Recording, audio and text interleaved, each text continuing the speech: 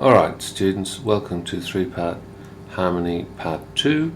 In part 1 we looked at how a chord has 3 notes, but when we have a G7 chord or any dominant 7th chord we have 4 notes, and yet we have to choose which notes to use, and so we stressed that the first 2 notes that we're going to use are of course the third.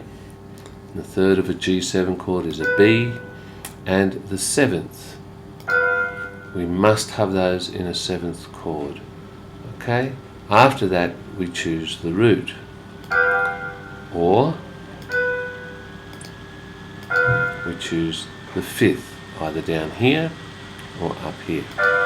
Now of course if you're working in a jazz medium, your G7 chord might also have a 9th.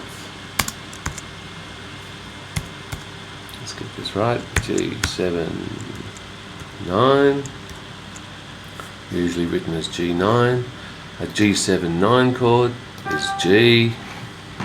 I love the way it does that. B, D, F, and an A. Now we have 5 notes to choose from, but we are only to use 3. So our challenge is, first of all, to have the 3rd and the 7th. We would prefer to use the root, but if we can't use the root and we can't use the 5th, the next note that we can use is this one here. This is quite a stretchy chord, but it doesn't matter because the G itself will be performed in our electric bass or upright bass, or in the left hand of the piano, or even on the guitar. The G will be sounding somewhere else, it'll be happening, but we can put it in there. Another way to voice that might be like this. Sorry, not there, but there, and the 3rd and the 7th, or the 7th here and the 3rd there. That's a very bitey little bright orchestration. But now let's do something practical. Let's have a melody.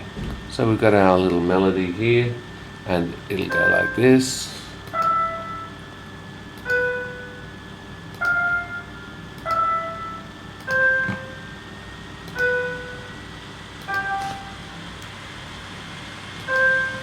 And we want to harmonize this melody in 3 parts.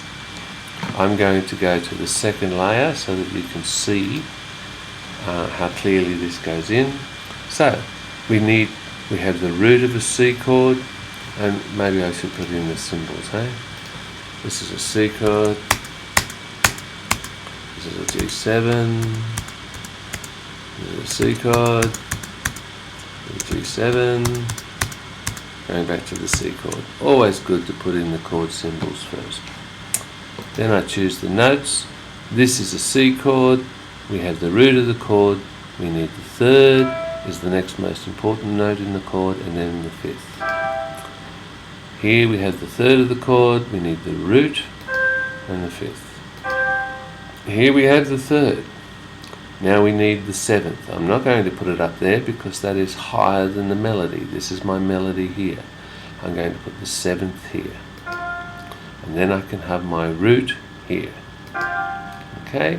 This is the 7th note of a G chord. So I can go here for the 3rd and here for the root.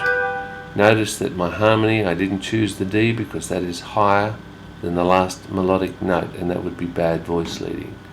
This B will rise to the C, the G stays in the same place. Once again, always good voice leading. We're going to come down here like this, and this is quite easy. This is going to be there like that, and then you repeat the 7th here, and I'm going to have a low B, and then end the piece. That is an example of 3-part harmony of a melody. This 7th will resolve to the 3rd. We probably need to hear this, so it starts at bar 26, so I'll just bring this up to 26 and play.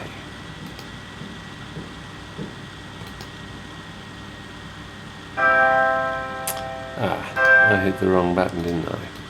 Let's try it again. 26 and play.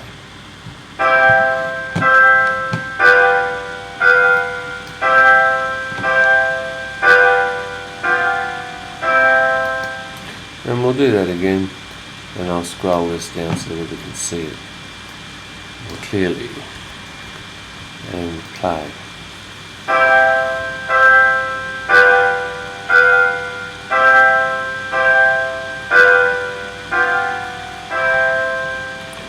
Alright, that is the core of three-part harmonisation. In our next example, I'll have some set melodies for you to harmonise. Thank you.